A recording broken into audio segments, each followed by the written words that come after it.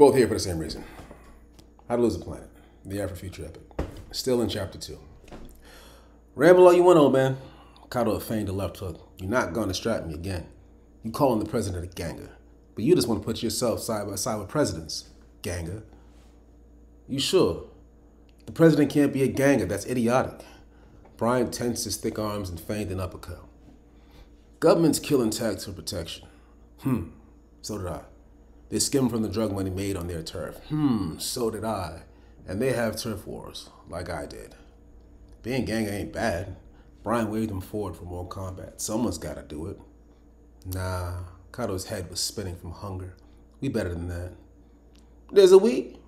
Bryan stepped forward with fists raised. If there's a we, then why did we put you in prison? Your government at war don't put you at war, so why couldn't we just let you go home? I was unpatriotic. He looked at Bryan, hating his goatee, a square of salt and pepper hair looking plucked from a baby porcupine that almost matched his square face and complemented the flat lines in his forehead. He was agitated and wanted to tag Bryan in one of his gray eyes or flatten the curve of his cheek. Bryan pushed away the sweaty clump of black and white hairs dangling from his widow's peak hairline into his eyes. I made a fortune off weak flesh and bored folk, kid. But not because folk hated the pros I pimped, the addicts I made itchy, or the rivals I broke. It was just that folk couldn't be bothered, which is all I needed. And that's all government needs. Folk weren't going to work as hard to stop me from doing what I did as I worked at doing what I did because I was stronger than them. And that's how you get power, by wearing your opponent down until they surrendered theirs. The memory retreated. He looked at Lacey and flexed his fingers. He recalled that he'd broken his hand during that years-old sparring session, and that Bryan was still dead. Last question, she said. What would you do, Kato, if you could be free today? Walk out of here as if you'd never done anything wrong. She snorted, as if there was no cultural stagnancy. Sierra rushed to her side. That's it. Inmate's done. You too, ma'am. Anything, he said through a frown. Her question had wounded him as he suspected she had hoped. Anything within my power. And that doesn't shame you, she said. The corners of her eyes creased with anger. Sierra stared at her. You're a criminal. Ma'am, Sierra said. The room flooded with yellow light. The color enveloped them like a fog. We got a silent alarm. Both of you, quiet, Sierra said. A few seconds passed while he held a finger to the radio in his ear.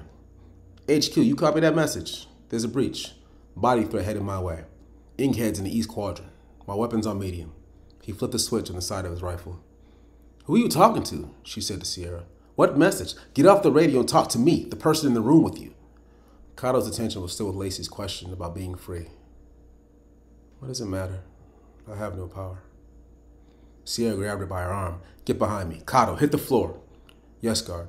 Kato fell from his seat to his knees. The transparent barrel on Sierra's rifle glowed a hazy green, discolored by the yellow lights. The barrel was meant to shine blue, and it was set to stun. Kato turned his gaze to the wall. He tried to listen for angry men and footsteps, but could only register faint static from Sierra's radio. His imagination conjured an inmate with tattooed lines of hate speech crowning his head like cornrows, smiling while holding a blade under Kato's chin. Everybody take lunch together and not tell me, Sierra said. Kato looked at the guard. He had a finger on the radio in his ear and his rifle aimed at the door. A bead of sweat was on the tip of his nose. It's quiet, Kato said. Think it'll be quick, like a bomb? I think they'll be dead before anything else, said Sierra, if they're not dead already. No, not a bomb. Kato gazed at the floor. Too expensive, too messy. But why now? Why not at night when I'm alone? Bribe a guard? All this noise over 2 injured inkheads? He looked at Lacey. It's because she's one of Bryan Ironside's mob of kids? She scowled at him. You'd be terrible at poker, he said. Your body language doesn't talk, it sings.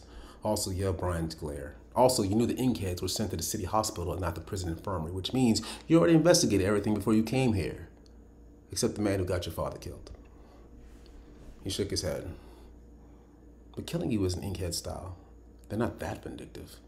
Killing Bryan and me is enough for just injuring 2 of theirs. I wish it was you who'd been murdered, Lacey said.